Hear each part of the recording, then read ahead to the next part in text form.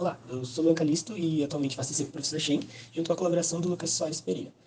Bom, o meu estudo ele consiste em estudar a reologia de fluidos não newtonianos, utilizando o método de partículas, no caso o MPS, e o meu estudo consistiu em pegar alguns casos de alguns artigos conhecidos, que já foram estudados com o próprio método de partículas ou com outros tipos de CFD, e aplicar o MPS utilizando o termo-fonte original, desenvolvido por Koshizuka, e o termo-fonte aprimorado, desenvolvido por Schenck.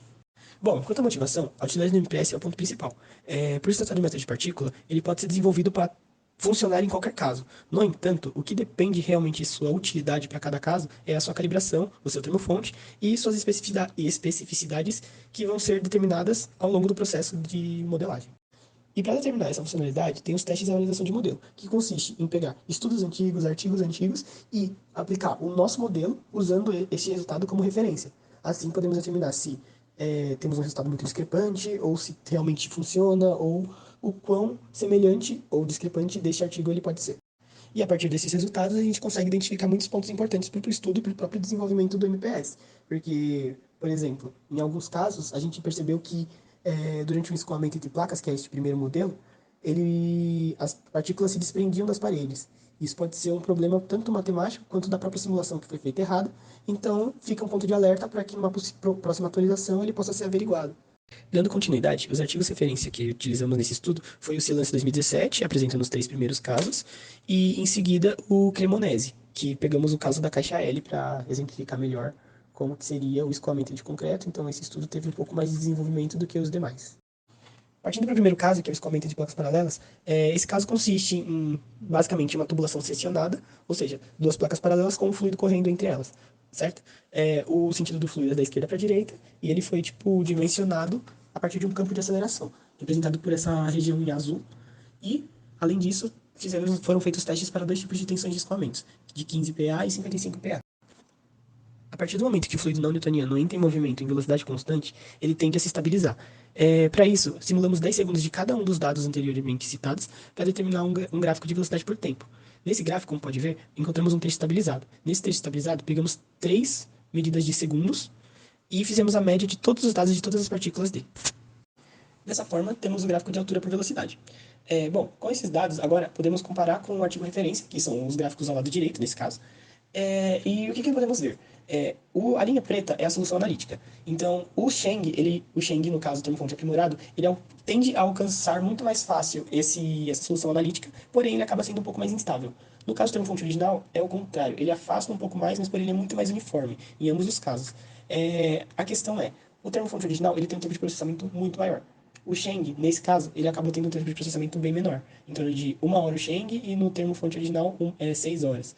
Então, nesse caso, o Sheng acabou sendo um resultado mais vantajoso. Partindo para o terceiro caso, que é deslizamento de material particulado, esse é um caso que foi realizado em laboratório e consiste em várias esferas de vidro que são liberadas por uma comporta e o estudo consiste na influência dessas esferas ao se chocar com o fluido, principalmente analisando a altura da onda causada. No MPS, essas esferas elas foram dimensionadas como um fluido não newtoniano, seguindo coeficientes apresentados no artigo referência utilizado do Silance 2017. Bom, como pode ver, para esse caso foram simulados alguns segundos, e a partir dele podemos ver como que os fluidos se comportam e também se interagem. Bom, a princípio, a referência original é o SPH Vasco. Então, consideramos que o que mais se aproxima dele seria o melhor caso, certo? Então, podemos constatar que o termo-fonte Sheng acaba sendo um pouco menos instável do que o termo-fonte Koshizuka. Analisando os resultados, podemos ver que o termo-fonte Sheng ele acaba se espelhando muito mais no artigo referência do que de fato na referência, que seria o SPH Vasco 2014. A partir disso, podemos ver que o termo-fonte original ele tem uma superfície muito mais plana do que de fato o termo-fonte Sheng teria. Isso se dá por conta da estabilidade do fluido. O termo-fonte original ele acaba sendo mais estável, porém ele tem um tempo de processamento muito maior. O termo-fonte Sheng ele acaba perdendo um pouco da estabilidade, porém teve um tempo de processamento muito menor. Por fim, também foi analisada a amplitude da onda gerada a 1,70 m do ponto de impacto das esferas com o fluido. Bom, a nossa referência é a partir do MPS, que foi o artigo referência Silance 2017, o Vasco, que também foi analisado anteriormente, e o Souza 2007, que foi o experimento realizado fisicamente. Bom, vendo logo de princípio, o termo-fonte aprimorado acabou tendo uma curva muito mais semelhante ao Vasco, do que, de fato, o termo-fonte original teve. Essa questão é bem semelhante ao primeiro caso, onde vemos que o termo-fonte original ele acaba sendo muito mais uniforme do que, de fato, o Sheng é. O termo-fonte Sheng, ele alcança o resultado esperado mais facilmente, porém ele perde na questão de estabilidade. Antes dos agradecimentos, é importante ressaltar que não é apenas o termo-fonte que determina a simulação. Existem diversos outros fatores, outras variáveis que vão influenciar, com certeza, na simulação.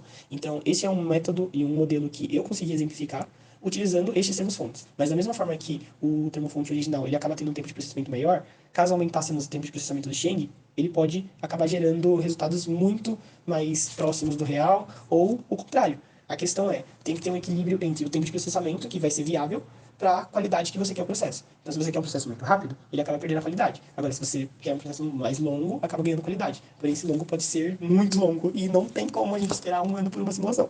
Dito isso, em todos os casos, o mais importante é saber equilibrar o tempo de processamento com a eficiência do seu projeto. Quanto aos agradecimentos, agradeço principalmente ao professor Sheng, que me proporcionou a SC, ao Lucas, que me ajudou ao longo de toda a SC me orientando e também no treinamento, ao TPN pelos equipamentos e tudo mais, e à Bolsa Pública por financiar essa bolsa. É isso, muito obrigado.